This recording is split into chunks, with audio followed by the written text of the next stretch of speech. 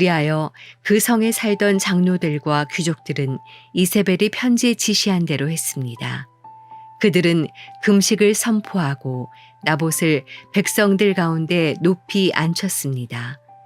그러고 나서 건달 2명이 들어와 나봇의 맞은편에 앉더니 백성들 앞에서 나봇에 대해 고소하며 말했습니다. 나봇이 하나님과 왕을 저주했다. 그러자 사람들은 나봇을 성 밖으로 끌고 나가 돌로 쳐 죽였습니다. 그리고 이세벨에게 말을 전했습니다. 나봇이 돌에 맞아 죽었습니다. 이세벨은 나봇이 돌에 맞아 죽었다는 소식을 듣자 아합에게 말했습니다. 일어나 이스라엘 사람 나봇이 왕에게 팔지 않겠다던 포도원을 차지하십시오. 나봇은 이제 죽었습니다. 아합은 나봇이 죽었다는 소리를 듣고 일어나 이스라엘 사람 나봇의 포도원을 차지하려고 내려갔습니다. 그때 여호와의 말씀이 디셉 사람 엘리야에게 임했습니다. 너는 일어나 내려가서 사마리아에 살고 있는 이스라엘 왕 아합을 만나라. 그가 나봇의 포도원을 차지하려고 지금 그곳에 내려가 있다. 너는 그에게 여호와께서 말씀하신다. 내가 사람을 죽이고 그 재산을 차지하지 않았느냐? 라고 하여라. 또 여호와께서 말씀하신다.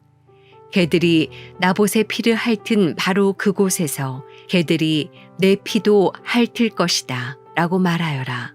아합이 엘리야에게 말했습니다. 내 원수야, 내가 나를 찾았구나. 엘리야가 대답했습니다. 내가 왕을 찾은 것은 당신이 여호와 보시기에 악을 행하기 위해 자신을 팔았기 때문이요. 여호와께서 말씀하시오. 내가 내게 재앙을 내릴 것이다.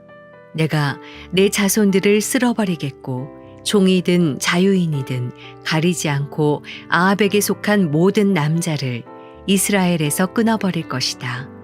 내가 내 집을 느밧의 아들 여로보암의 집과 아히야의 아들 바하사의 집처럼 만들 것이다.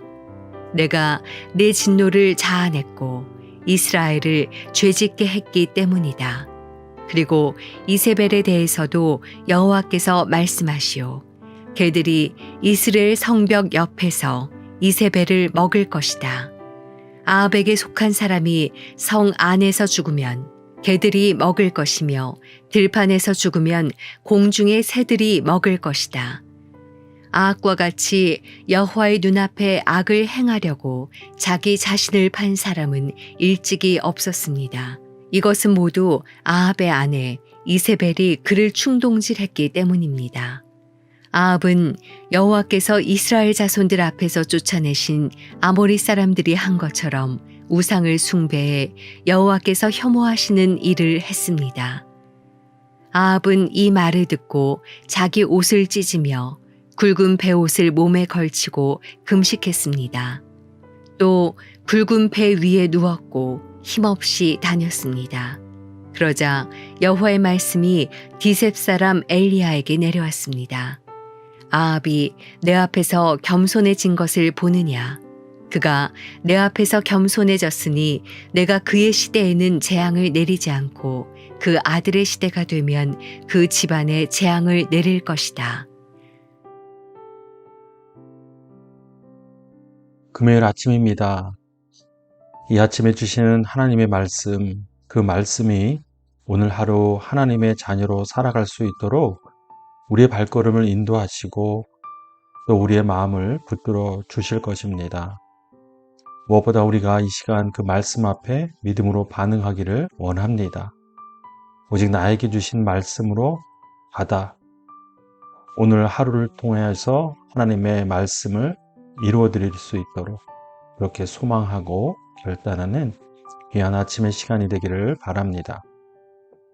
오늘은 열왕기상 21장 11절에서 29절까지의 말씀을 함께 묵상하고 나누기 원합니다. 아합은 나봇의 포도원을 탐하였습니다. 강제로 또 때로는 유인책으로 그 포도원을 취하려고 무더니도 애썼습니다. 그런데 아합뿐만 아니라 이세벨 또한 그가 갖고 있는 간교한 그 생각으로 그 포도원을 차지하게 됩니다. 우리가 흔히 세상 살면서 이런 이야기를 할 때가 있습니다. 세상에서 가장 무서운 것이 무엇이냐고 묻는다면 아마 대부분의 사람들은 사람이라고 할 것입니다. 이렇게 답하는 이유는 사람이 갖는 그 마음이 악하다는 것을 알고 있기 때문입니다.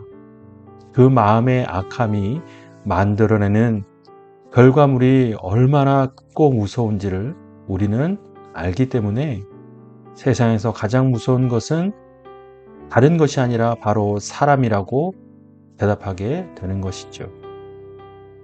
오늘 아합과 이세벨의 모습을 보면 세상에서 가장 무서운 것이 사람이라는 것을 간증이라도 하듯 정말로 악한 모습을 우리에게 보여줍니다. 이에 대해서 하나님께서는 결코 그들을 좌시하지 않으시고 심판의 메시지로 또 심판의 역사로 그들에게 임하십니다. 그런데 여러분, 오늘 우리가 이 말씀을 통해서 생각해 보아야 할 것은 세상에서 가장 악한 것이 사람이라고, 가장 무서운 존재가 사람이라고 이야기할 때 우리의 관점, 우리의 생각은 좀 달라야 하지 않겠습니까? 세상은 그렇게 말하지만 우리는 세상에서 가장 악한 것이 사람이라면 반대로 가장 선한 것이 사람일 수 있다라는 사실을 세상에 알려야만 합니다.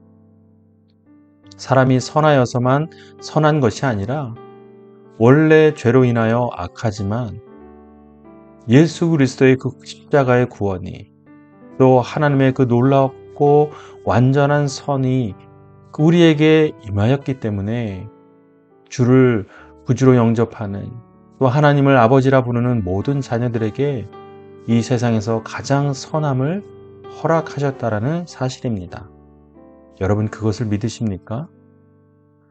때로는 우리가 범죄하고 잘못하고 실수하는 일들 때문에 이 사실 앞에 우리가 쉽게 인정하지 못할 때가 있습니다. 나처럼 더러운 죄인이, 부족한 사람이 어찌 세상에서 가장 선하다라고 말할 수 있겠는가라고 말입니다.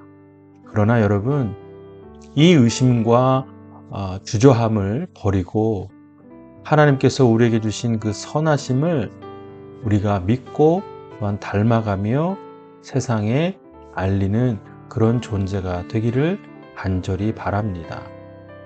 하나님께서 우리를 그렇게 만드셨고 부르셨습니다. 세상 사람들은 사람이 악하고 무섭다고 하지만 우리 믿는 자들은 세상에서 하나님의 선하심으로 행동하고 또한 세상에 하나님의 이름을 우리의 삶을 통하여 증거하는 그런 빛과 소금이 되는 그런 삶이 되기를 바랍니다. 그래야지만 하나님께서 그 나라를 우리를 통하여 세상 가운데 확장시키지 않으시겠습니까? 여러분의 이웃이, 가족이, 자녀가 또 여러분의 모든 관계된 사람들이 여러분을 보며 하나님의 선하심을 인정하고 그래, 사람은 선할 수 있어 라고 이야기할 수 있는 그런 놀라운 변화와 역사가 있게 되기를 바랍니다. 자, 이제 오늘 우리에게 주시는 하나님의 말씀을 우리가 각자 묵상하기를 원합니다. 또한 오늘 하루를 의탁하며 이 시간 함께 기도하겠습니다.